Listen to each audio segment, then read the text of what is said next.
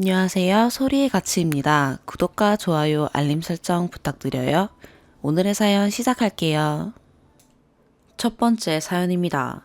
처음 글을 남겨봅니다. 사기당해 정신없어서 두서 없더라도 양해 부탁드려요. 제 가족은 곧 이사하게 되어서 소파와 침대를 사기로 했습니다. 저희 집은 침대가 없었습니다. 처음으로 하는 침대 구매는 무조건 저렴한 것이 아닌 좋은 침대를 사고 싶었습니다. 그렇게 어디서 살까 고민하던 중 삼성 코엑스에서 가구 박람회가 열린다는 소식을 듣고 가서 보고 결정하기로 했습니다. 아빠는 바쁘셔서 못 가시고 어머니도 일하고 계셨지만 잠시 짬을 내어서 저와 동생과 함께 작년 8월 12일에 방문하게 되었습니다. 삼성 코엑스에서 주최된 박람회이기 때문에 검증된 곳이 입점하여 있을 거고 그렇기에 믿고 구매해도 될 거라 생각했습니다. 아주 큰 잘못이었죠. 저희는 구경 중에 마음에 드는 침대와 매트리스를 발견했고 매트리스 4개, 소파 1개를 구매했습니다. 침대는 간략하게 설명해 드리자면 소파는 F사, 매트리스는 C사 각 다른 회사지만 아저씨 두 분이 부스 하나에 같이 영업하고 계셨습니다. 저희는 매트리스 아저씨 한 명을 통해 소파도 같이 구매했고 소파 아저씨도 그 사실을 알고 있고 명함도 주시고 가셨습니다. 두 분은 선후배, 형동생 사이라고 하셨습니다. 부모님은 A형 퀸 매트리스, A형 싱글 각 1개씩 총 2개 구매하였고 저희는 B형 퀸 매트리스를 2개 구매하였습니다. 소파는 이태리 가죽 제품으로 리클라이너, 블루투스 스피커를 빼는 대신 소파를 1인용 더 추가해 주시겠다고 하셨습니다. 그리고 배송 날짜는 저희 이사일에 맞춰서 10월에 딱 맞게 배송해 준다고 약속해 주셨습니다. 그리고 산지 한 달 후에 연락을 한 번 아저씨가 줄 거고 이사하기 일주일 전에는 저희가 한 번 더 연락해 달라 하셨습니다. 저희는 알겠다 하고 새 침대와 소파 생각에 신나서 집에 돌아왔습니다. 퇴근한 아빠에게도 침대 사서 좋다고 빨리 이사 가고 싶다고 얘기했습니다. 그렇게 한 달 후 연락이 아무 곳에서도 오지 않았습니다. 침대나 소파에서 한 달 후에 연락 주겠다 했지만 연락이 되질 않아서 저희가 하게 되었습니다. 침대 아저씨는 일주일 전에 다시 연락을 달라고 했고 소파 아저씨는 자기 고객 명단에 없다며 저희 엄마 이름이 자기 핸드폰에 등록돼 있지 않았기 때문에 자신의 고객이 아니라고 했습니다. 그래서 저희는 아저씨께 계약서 사진을 보내주었고 그 당시 아저씨가 고맙다며 주었던 아저씨 명함도 같이 찍어서 보내드렸습니다. 그리고 시간이 흘러서 이사 일주일 전 아저씨께 연락했고 아저씨께서는 알겠다고 배송 준비하겠다고 하고 끊었습니다. 침대 아저씨께 구매했기 때문에 거의 모든 연락은 침대 아저씨께 했습니다. 그런데 뭔가 느낌이 이상했고 이사 하루 전날 저희는 한 번 더 연락했습니다. 그날 연락 당시에도 그날 가져다 주겠다고 대답하셨고 그렇게 이사 당일 아무리 기다려도 아저씨는 오지 않았습니다. 침대 매트리스 없이 다른 곳에서 구매한 침대 틀만 먼저 배송와서 아저씨께 다시 연락드렸지만 아저씨랑은 연락이 되질 않았습니다. 후 2, 3시쯤에 이사는 거의 끝나가는데도 연락을 받지 않으셨습니다. 그렇게 계속 침대와 소파를 기다리고 있었습니다. 이사는 한참 전에 끝났는데 아저씨께서는 계속해서 연락을 받지 않으셨고 그러던 중 오후 7시에서 8시쯤에 연락이 간신히 닿았는데 소파랑 매트리스가 갑자기 광주로 잘못 배달 가서 오늘은 배송이 안 되고 19일 월요일 3시까지 가져다 주시겠다고 하셨습니다. 그렇게 월요일이 되었고 아무것도 배송되지 않았습니다. 월요일 저녁까지 연락하면서 기다렸지만 물건은 오지 않았고 아저씨는 전혀 연락이 되질 않았습니다. 밤에 간신히 침대 아저씨와 연락이 닿았는데 20일 화요일 매트리스를 21일 수요일엔 소파를 보내주시겠다고 했습니다. 소파 아저씨께도 따로 연락을 드렸는데 아저씨가 소파 사진과 매트리스 사진을 보여주면서 주문한 제품이 이게 맞냐고 확인하시더니 착오가 있었다면서 주소를 다시 받아가셨습니다. 그리고 저희 얘기를 듣더니 재고가 없어서 26일까지의 배송을 약속하셨습니다. 그리고 그날까지 무조건 매트리스와 소파를 무조건 배송해 주시겠다고 하셨습니다.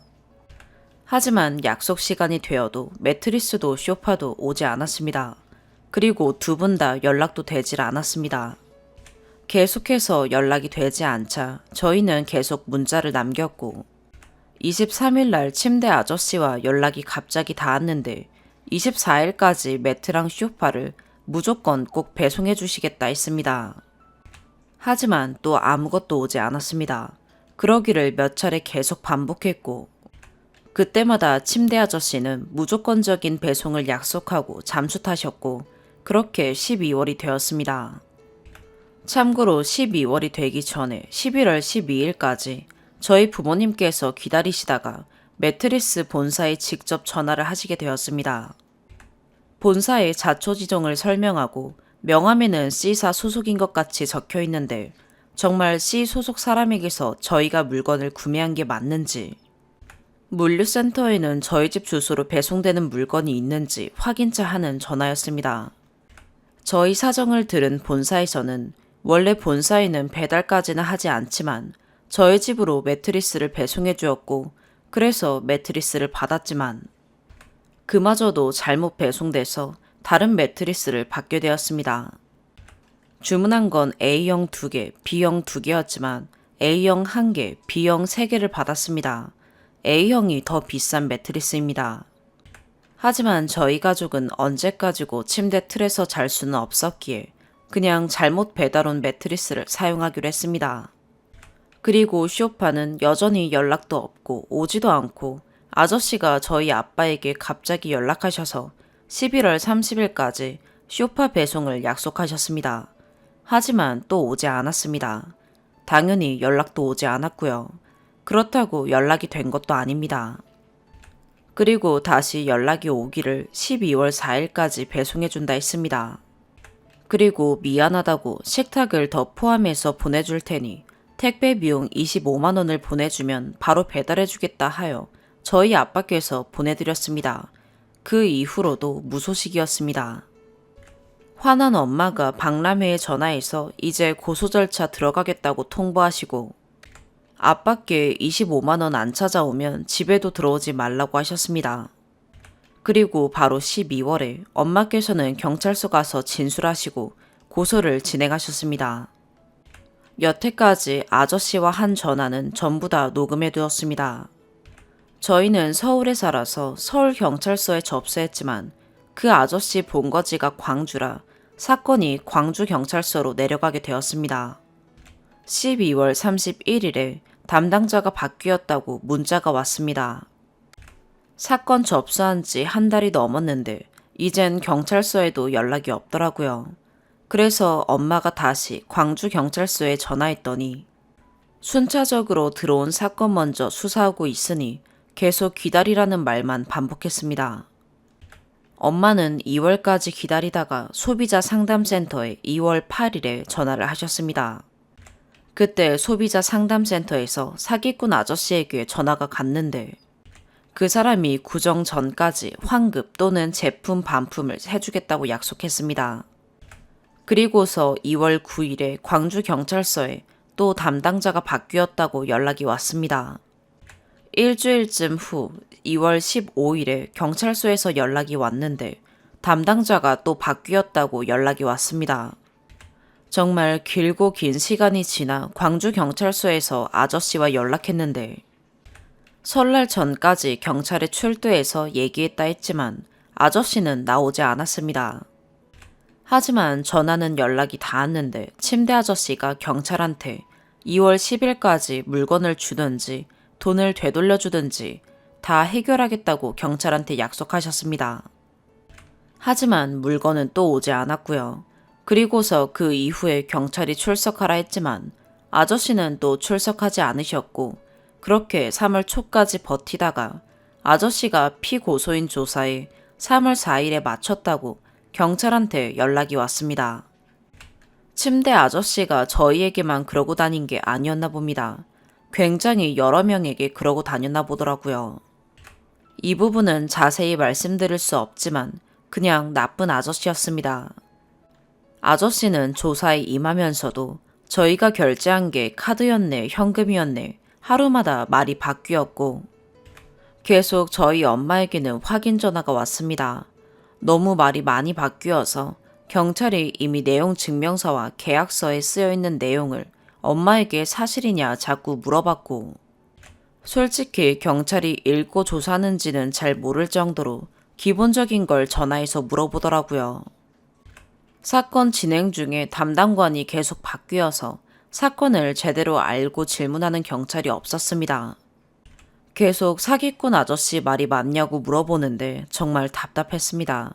하지만 참고 열심히 조사에 임했습니다. 결국 경찰은 쇼파 아저씨, 침대 아저씨, 엄마 이렇게 3명이 대질신문하자 했지만 저희는 이미 서울경찰서에 작성한 진술서 내용 증명서를 다 보냈고 계약서와 증거자료도 있기 때문에 경찰 아저씨가 다시 전화해서는 증거가 너무 정확하므로 안 내려오셔도 될 것 같다 했습니다. 그리고 3월 24일에 뜬금없이 침대 아저씨한테 전화가 왔습니다. 아저씨께서는 3월 25일, 26일 중에 구매한 쇼파를 보내주겠다 했고 저희 가족은 정말로 믿을 수 없었습니다. 아저씨는 계속해서 약속했고 꼭 금요일까지 보내줄 거라 하더라고요. 엄마는 금요일까지 제가 주문했던 상품 그대로 정품으로 말씀해 주셨던 금요일까지 보내주세요. 하지만 또 거짓말 하셨거나 주문했던 그대로가 아닌 쇼파 배송 시에는 먼저 연락해서 배송하겠다고 말씀해 주셨으니 어길 때에는 추가로 고소하겠습니다. 이렇게 말씀하셨고요. 사기꾼 아저씨는 웃으면서 사모님, 저는 고소 하나도 안 무서워요. 이러더라고요. 이제는 어이가 없어요. 물론 이것도 다 녹음했고 별로 올 거라 기대 안 해서 기다렸다가 시간 지나면 바로 추가 고소 준비하려고요. 금요일에 정말 쇼파가 올지 안 올지 이제는 더는 기대도 안 하고 있습니다. 사실 절대 오지 않을 걸로 생각해요. 쓰다 보니 이렇게 글이 길어졌지만 제가 이 글을 쓰는 이유는 사기꾼 아저씨가 감정에 호소해서 저희 부모님을 농락할 때부터 저랑 제 동생은 이제 정해진 기한까지 배송 오지 않는다면 더 이상 엮이지 말자고 말렸지만 부모님 마음에는 처음에 그 아저씨가 금전적인 문제로 술을 먹고 계속 전화해서 호소하고 그러니까 마음이 아팠나 봅니다. 그래서 아저씨가 힘드신 것 같으니 조금만 기다려보자 하셨어요. 하지만 이제 사기꾼인 걸 알았으니 전혀 아프지 않게 고소 진행 중인 거고요. 사기꾼이라고 사기꾼처럼 생겼으면 전혀 안 당했겠죠. 정말 푸근하고 자상하고 친절합니다. 결제하기 전까지는요. 그런데 정말 웃긴 건 저 아저씨가 이렇게나 많은 사람에게 이러고 다녔지만 마지막 재판까지 간다고 해도 집행유예 살던가 벌금형으로 끝나는 게 현실입니다. 저희도 알고 있어요. 물론 그 아저씨가 더 잘 알고 있어서 고소하는 거 하나도 안 무섭다고 저희 엄마랑 비웃으면서 통화하는 거겠죠. 그러니까 우리나라의 좋은 가구 회사에서도 일하고 있고 가구협회에 전화해서 저희 엄마가 사기꾼 고용하시냐고 물어볼 때도 가구협회에서 그 사람 신원보증해주고 그러니 삼성 코엑스에서 박람회에 입점도 시켜주고 이렇게 당당하게 사람들 등쳐먹고 살아가는 거겠죠. 그래서 제가 이 글을 씁니다. 혹시 좋은 방법 알고 계신다면 제발 알려주세요. 아저씨가 전화해서 너무 억울하다고 엄마한테 뭐라 하시네요. 그냥 이런 현실로 사건 종료해야 하는 걸까요? 다른 방법을 알고 계신다면 도움이 필요합니다. 부탁드립니다. 2번째 사연입니다. 시댁은 아들 둘 있는 홀시모이고 저는 둘째 며느리입니다. 첫째 아들이 인간 같지 않아서 시모가 둘째 아들인 저희 남편에게 많이 의지하셨으나 기본적인 소양 부족과 쌍팔년대 시모 갑질로 저랑은 별로 사이가 안 좋았습니다. 야, 너, 니네 엄마, 니네 아빠부터 시작해서 며느리는 우리 집 종이다. 내 아들 뺏어간 여우 같은 년. 니네 부모는 어떻게 아들도 하나 못 낳고 딸만 낳냐. 네가 돈을 더 많이 벌어도 내 아들 집안일 시키지 마라 등의 말들을 했습니다. 결정적으로 아래에 쓸 사건 이후에 실실 웃으면서 아픈 저희 부모님 건강 상태까지 들먹이는데 그 얘기 듣고 돌아버려서 욕하고 완전히 영 끊었어요. 시숙이라 부르기도 싫으니 첫째라 칭하겠습니다. 첫째가 술 처먹으면 전형적인 개 타입으로 술주정 썰을 적자면 학창 시절부터 사람 많이 패서 합의금도 많이 나갔고 20대 초반에 술 먹고 차 끌다 고속도로에 엎어서 면허 취소에 벌금도 깨졌는데 그 차 어디로 견인됐는지도 몰라서 차는 사라졌음에도 차값은 생으로 갚다가 다 못 내서 신불자 되기도 했습니다. 돌아가신 아버님 포함 가족들한테 손찌검 많이 했고 손이 잡히는 물건들 집어던지고 깨는 버릇도 있고 제 앞에서도 홀딱 벗고 춤추면서 돌아다니고 말을 안 가립니다. 저한테 여자 있는 노래방 가자는 소리도 몇 번 하고 건물에서 뛰어내려서 병원에 입원했는데 병실에서도 술 처먹고 추태부렸어요.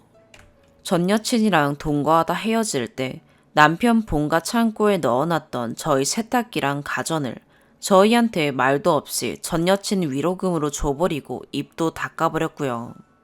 시모와 첫째를 보면 그 부모의 그 자식인데 저 따위 환경에서 심지 곱고 바르게 자란 제 남편은 진짜 희귀종이라 보면 볼수록 신기합니다. 옛날에 시부모가 빚쟁이들한테 쫓겨다니느라 남편 중고딩 시절에 라면 몇 박스씩 사다 주고 몇 개월씩 집을 비워서 방임했다는데 그 덕인가 싶네요. 방임 당한 것이 다행이고 그 와중에 잘 자라준 게 참 고맙기도 합니다. 참고로 시모는 이렇게 키워놓고 저한텐 매일 아침밥 타령하고 남편이 안 먹어도 너는 무조건 차리라며 몇 년 동안 얼굴 볼 때마다 귀에서 피가 나도록 아침밥 타령에 대해서 노이로제가 왔네요. 남편이 엄마가 언제 아침밥 챙겨 키웠다고 얘한테 그러냐며 뼈 때려줘서 이제 그 소리 안 하는데 밥 안 먹여 키운 과거 다 아는데 부끄럽지도 않은가 봅니다. 여튼 시부모는 돌아와서 가게 시작했고 다행히 자리를 잡게 되었습니다. 거창한 건 아니고 그냥 굶지 않을 정도로 버는 작은 가게입니다.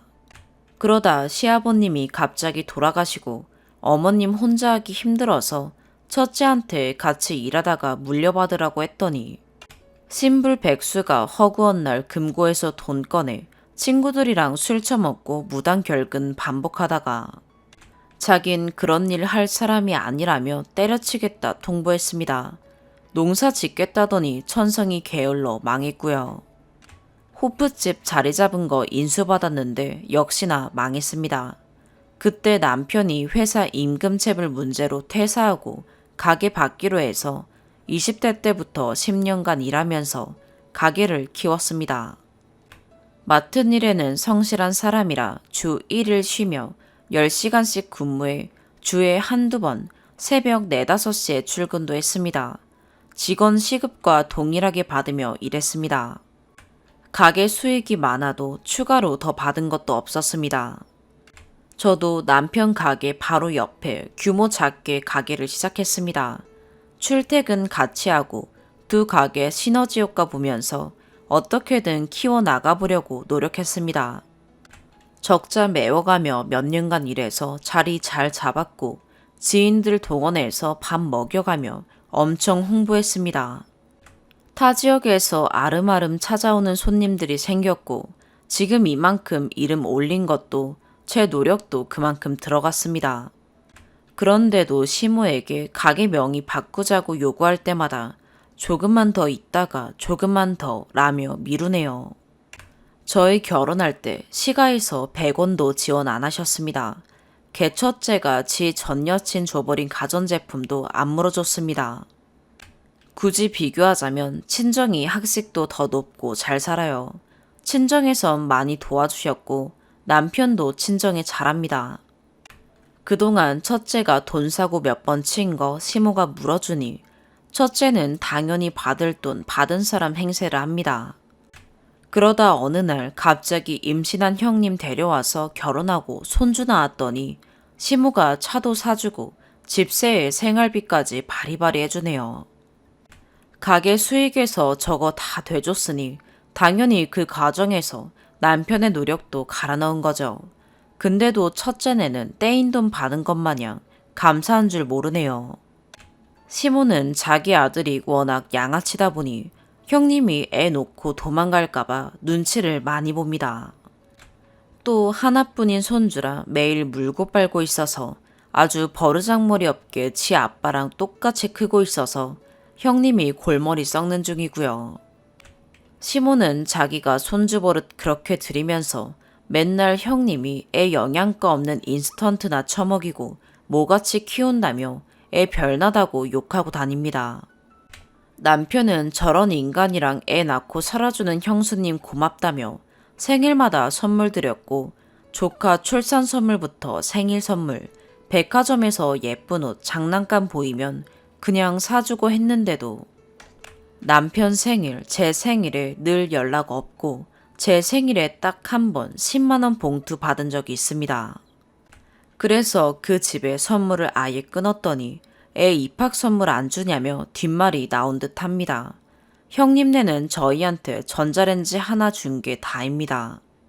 그것도 자기네 분가할 때 친정오빠가 광파렌지 사줬는데 쓰기 부담스럽다며 그거 너희 줄 테니 저렴이 전자레인지 하나 새로 사달라 해서 사주고 맞바꾼 겁니다. 형님네 결혼할 때 분가할 때 봉투에 100씩 넣어드렸으나 저희는 받은 게 위에 쓴 광파렌지 외엔 아무것도 없습니다. 그래도 형님이 워낙 센 성격이라 저 개첫째는 잘 조련합니다. 그럼에도 술 마시면 제어가 안 되니 아예 술을 자제하게끔 동네 선후배들 많이 모이는 청년 모임에 집어넣어서 선배들 손까지 빌려 조련합니다. 개첫째는 애는 커가는데 벌이가 전혀 없으니 엄청 쪼였다면서 어느 날부터 가게 비집고 출근 시작하더라고요. 시모가 그걸 내치지 않고 받아주네요. 첫째가 밖에서 지 가게라 떠벌리고 다니며 사장 행세를 했고 그러다 남편이랑 잦은 충돌이 일어나기 시작했어요. 10년간 일했으나 지난 1년간 충돌이 많아졌고 남편이 가게 일에 대해 결정하면 첫째가 네가 뭔데 네 마음대로 결정하냐 라며 인격 모독에 개소리를 엄청 지저댔습니다. 지친 남편이 네 마음대로 다 하라며 가게 떠난다 했습니다. 그리고 차가 시모 명의입니다.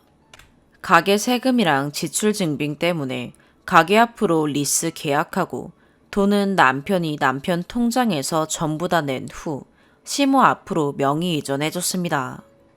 어차피 남편이 받을 가게라 생각했기에 그런 겁니다.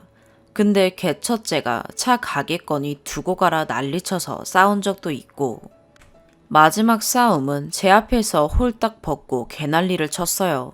그동안은 술 먹고 벗었다지만 이날은 맨정신이었습니다. 평소에도 샤워하고 훌떡 나와서 거실에서 옷 입는 사람입니다. 저나 일하는 사람들도 있는 가게 샤워실에서도 그럽니다. 이것 때문에 몇 번 문제가 됐는데도 마이웨이입니다. 그날도 남편이랑 싸우면서 개첫째가 저희 남편에게 인격모독, 인신공격을 하며 후려쳐대길래 큰 소리가 들려서 듣고 있다가 저도 너무 화가 나서 말 좀 가려 하시라며 문 열고 나갔더니 또 벗고 있었습니다.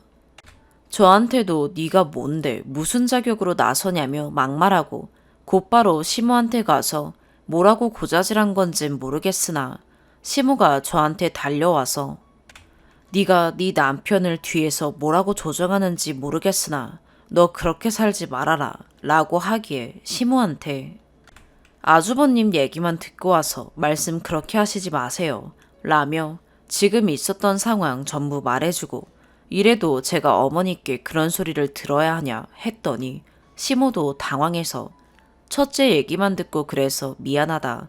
그건 첫째가 잘못했네. 첫째한테 사과하라고 할게 이러고 나갔으나 사과는 개뿔. 더 뻔뻔하게 나왔습니다. 첫째가 사회인 모임을 많이 해서 발이 넓은데 형님이란 밖에서 뭐라고 말하고 다니는지는 몰라도 개첫째 주변인들은 저희 부부를 싸가지 없는 이상한 사람 취급합니다. 형님이랑 어울려 다니는 지인들은 제가 명절에 전 안 붙인다고 아주 막장 며느리인 양 취급하고 소문내던데 이런 개처째 속속들이 사정을 다 소문내줘야 할까요?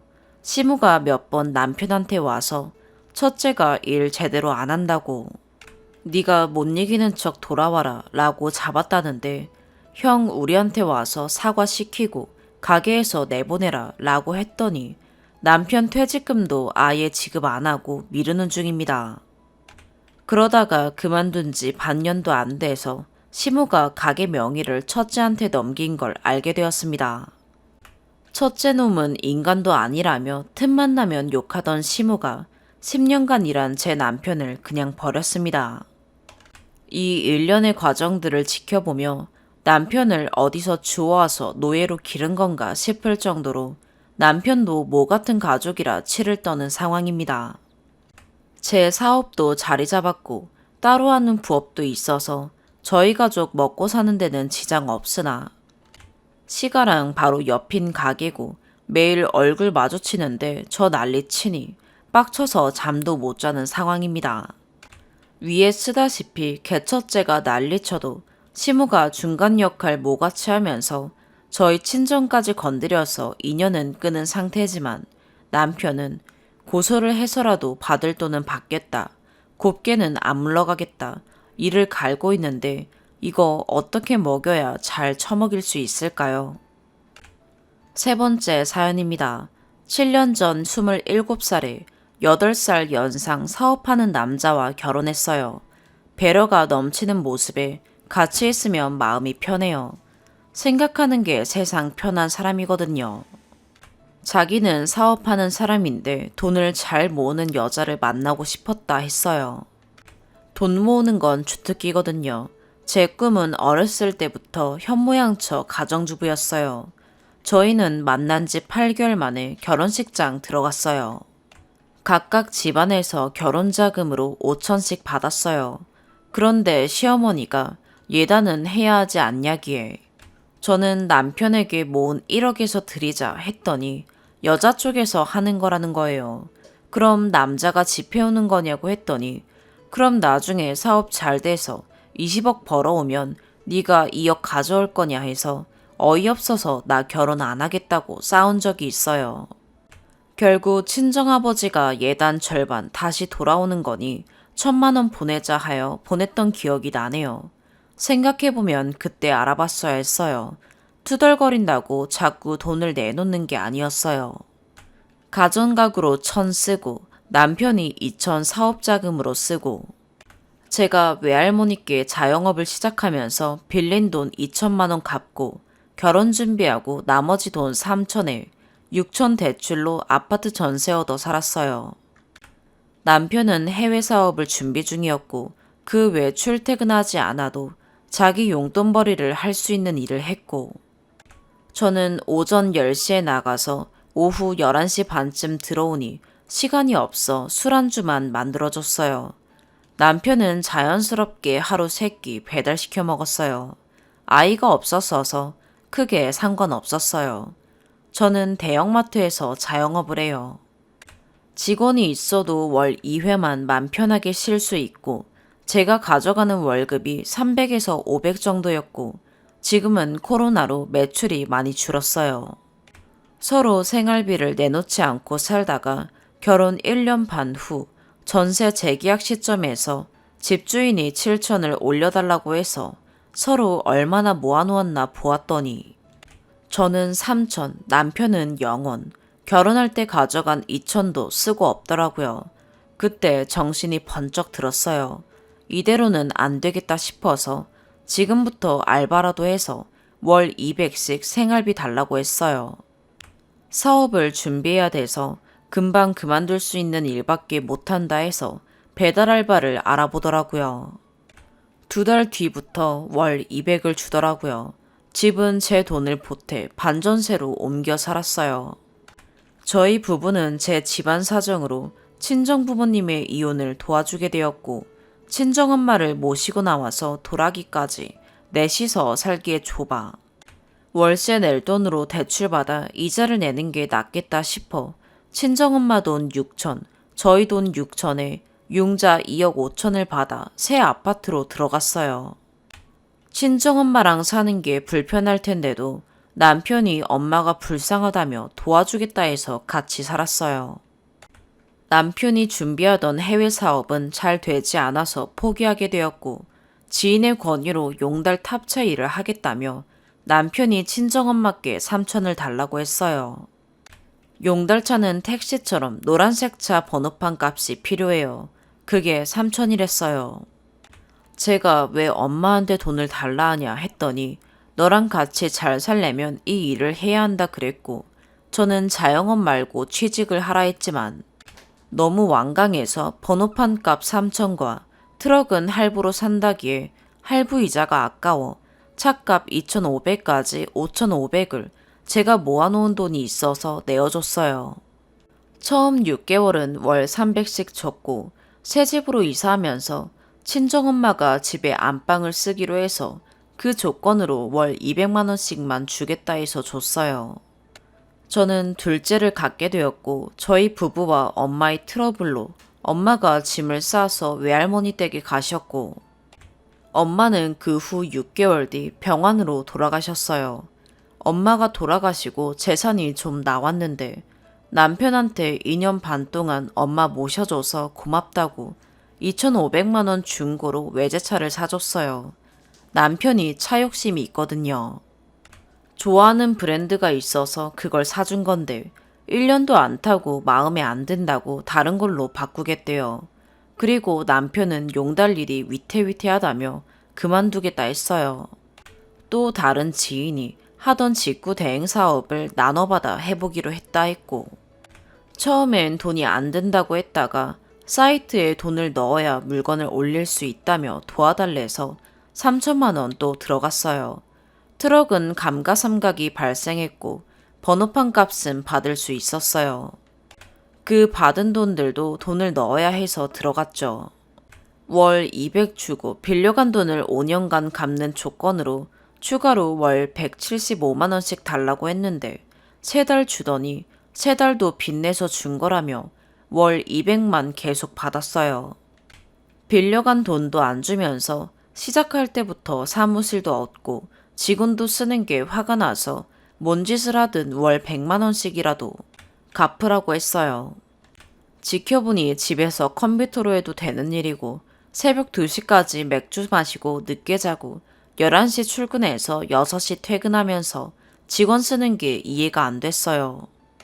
그렇게 생활비 200과 가져간 돈 100을 1년쯤 받아오고 있어요. 100만 원은 살다 보면 저도 모르게 쓸 것 같아 적금 들어놓고 있어요.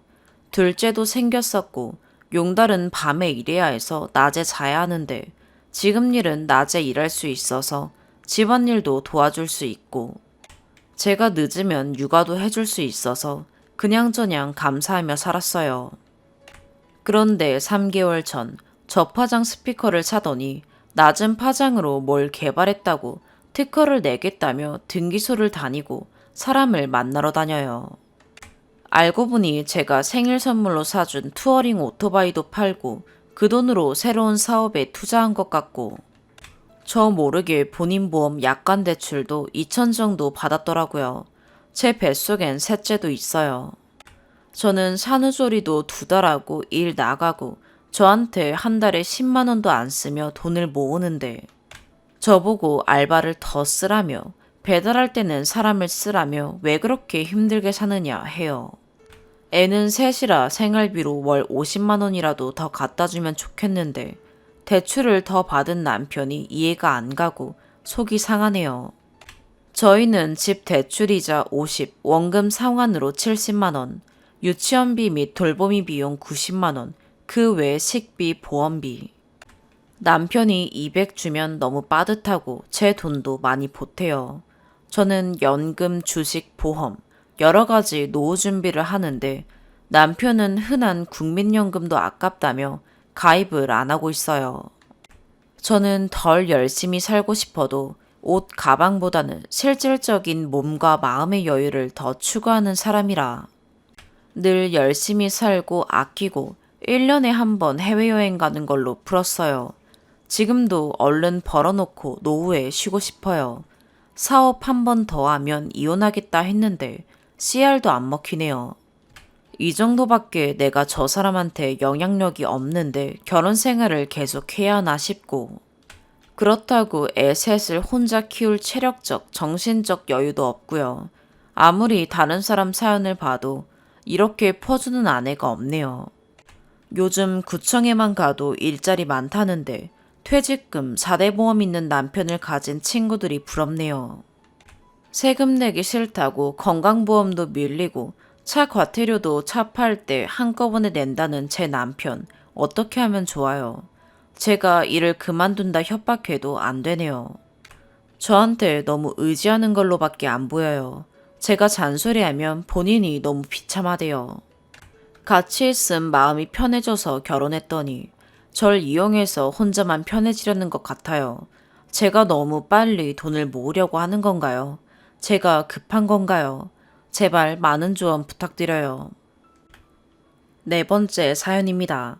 결혼 전 남편 집에 갔을 때 첫인상은 깔끔한 애였어요. 남편도 자기 엄마 엄청 깔끔하고 살림 잘하는 것처럼 말하고 저보고 결혼하면 지 엄마처럼 하라고 했어요. 그 말 듣고 그냥 웃고 넘겼어요. 집이 깔끔해 보이기도 했고 남편이랑 나이 차이가 많이 나니 약간 가르치고 싶나 해서요. 근데 알고 보니 시어머니는 깔끔한 게 아니라 집에 생활하는 사람이 없어요. 시댁은 아들 둘인데 아들 둘 다 밤늦게 새벽에 들어와 잠만 자고 시아버지도 퇴근이 늦어 9시에 들어오시고 시어머니도 집에서 낮엔 찜질방 가시거나 친구분들 만나시고 오전에 잠깐 집에 들리세요. 밤에는 집에서 잘 안 자고 뭔 일인지는 모르지만 그냥 식당 알바 간다고 하시면서 일 나가신다고. 시아버지랑 사이가 안 좋아 같이 안 주무시고 마주치기 싫어 일부러 밤에 일 나가신다고 나가신 듯해요. 용돈 정도로 한 달에 몇십 정도만 버시고 각자 생활하세요. 그러니 집에서 생활하는 사람이 없으니 집이 어지럽지 않고 늘 똑같죠. 밥도 아침에만 먹는데 반찬 뚜껑 열고 먹고는 그대로 냉장고에 넣어요. 결혼 초반에 이것 때문에 많이 싸웠네요. 시댁 자세히 보니 화장대고 거실장이고 먼지가 뽀얀 게 게다가 이불은 몇 년 세탁 안 한 듯 누렇다 못해 찌든 때가 있어요. 음식도 안 하시고 시장에서 반찬 사서 드세요. 임신 만삭 때 시댁 갔더니 집에 반찬이 없어서 볶은김치에 스팸 구워주시더라고요. 시어머니 음식하신 거 볶은김치랑 미역국만 먹어봤어요. 물론 저 해주신 게 아니라 손녀 먹이려고요. 근데 미역국에 파가 있더라고요. 이건 진짜 몰라서 그런데 미역국에 파도 넣으시나요? 저는 놀랐어요. 아무튼 저 정도인데 남편은 지 엄마 살림 엄청 잘하는 줄 알고 저보고 들으란 식으로 칭찬하는데 웃기더라고요. 그러다 남편이 결혼 전부터 간절기나 겨울엔 항상 귓바퀴 뒷부분이 간지럽고 아토피처럼 껍질이 벗겨지는데 결혼하고 유독 심해진다고 코도 간지럽다며 먼지가 많아서 그런다고 은근히 제가 청소 잘 안 해서 그런 것처럼 몰고 가더라고요. 결혼 전엔 이 정도는 아니었다면서요. 그러다 어느 날 남편이 씻고 나왔는데 귓바퀴에 샴푸 거품이 그대로 있더라고요. 그래서 너 이거 네가 잘 안 씻어놓고 나보고 그런 거냐 라며 어이없어 했더니 아니라면서 이번만 그런 거래요. 그래서 제가 틈만 나면 귀 파준다고 파면서 면봉으로 귓바퀴 닦으니 진짜 젤처럼 샴푸가 묻어나요. 그제야 인정하고 깨끗이 닦더니 10년 넘게 고생한 거 말끔히 없어졌어요. 진짜 남편들, 지 엄마는 살림 잘하는 줄 아는 거 보면 웃겨요. 지 마누라는 지 엄마보다 뭐든 부족하다 생각하는 것 같아요. 저럴 때마다 진짜 빈정상하네요. 추가. 시어머니 음식도 못하세요. 솔직히 안 하시는 건지 못 하시는 건지 모르겠어요. 음식 사서 드시니까요. 근데 알고 보니 남편은 시어머니가 사온 음식인지 모르고 직접 하신 음식인 줄 알더라고요. 그래놓고 저한테 시어머니 음식 칭찬한 것도 어이없어요. 그 사실 알고 남편 본인이 더 민망해하니 그냥 한번 쳐다보고 씩 비웃었어요. 그 밖에 제삿날 큰어머니, 작은어머니 다 제사 음식 하시고 일하시는데 자기는 며느리 있다고. 저 애 낳은 지 50일도 안 됐는데 주방으로 밀어넣고는 시어머니는 시댁 남자들이랑 같이 술 마셨네요. 그리고 오해하시는 것 같아서 말씀드리는데 시어머니 아침에만 잠깐 집에 들러 집안일 하시고 낮에는 찜질방이나 친구들과 놀러 다니다 밤에 일하신다고 집에 안 들어오시는데 20년째 남편도 무슨 일 하시는지 정확히 몰라요.